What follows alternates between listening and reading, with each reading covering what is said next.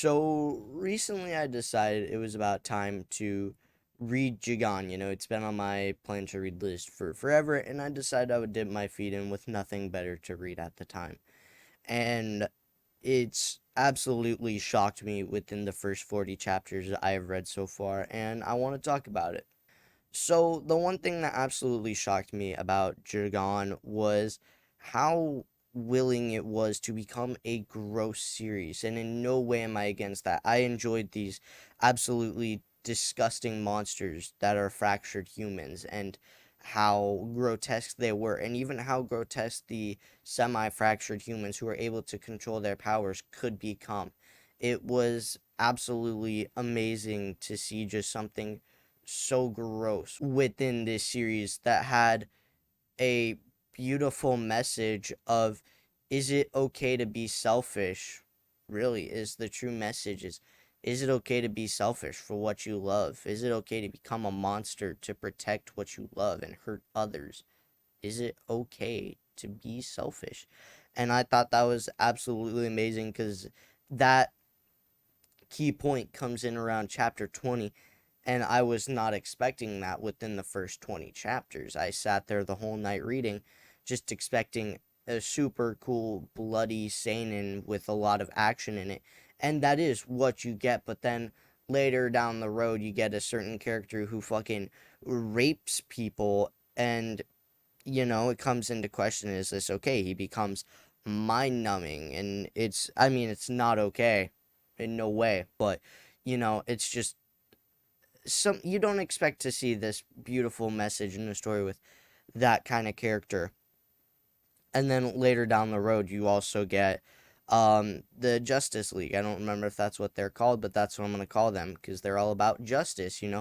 And the leader, he asked the question to himself, is it okay to do whatever it takes to get his idea of justice? And of course he does, because his power allows him to go to those measures to become so inhumane to others that he turns them into mind slaves, and he sees it as okay because it's his idea of justice. And that's not something I expected within this series, is this amazing character writing alongside this grotesque art style. Yet the art style can still be beautiful when it comes to women and scenery, but every guy is an ugly bastard, and every monster is something, if you saw in real life, you would drop dead and give up right then. There's no fight for you. But yet the mangaka has mastered women and these beautiful sceneries, and also these small stories within the fractured humans, such as the teacher, and the mother. It's absolutely amazing to see the mother be so selfish about her kid, and the teacher being so ashamed about his job that all of his desires come in, and then she turns fractured, then he turns fractured, but it's this whole thing, and it's absolutely amazing within this series, these small stories they're able to tell. And like the boy who got pranked and it just went too far to the point where he became fractured and absolutely destroyed. And this series also has other instances of these short stories that are absolutely amazing, that lead to telling you why these fractured humans were created, and just how some were able to control it unlike others. And it's not like they were so able to control their selfish desires, it's just a purely lucky thing. I also think that Jagasaki in the beginning of the story was a very fun protagonist to see, kind of just be done with the bullshit of the world, and kind of like it's all fucking stupid basically, unless I'm completely getting his character wrong. With Don't Get Me Wrong, I really could be, because I'm not great at this kind of stuff. But it was fun to see that, and then see him realize he has stuff he wants to protect, and how he wants to be a part of this mundane society and leave behind being fractured, in order to be with the woman he loves and not be seen as a monster and deal with the problem every time they try to go on a date. And it's the same with the guy who rapes people.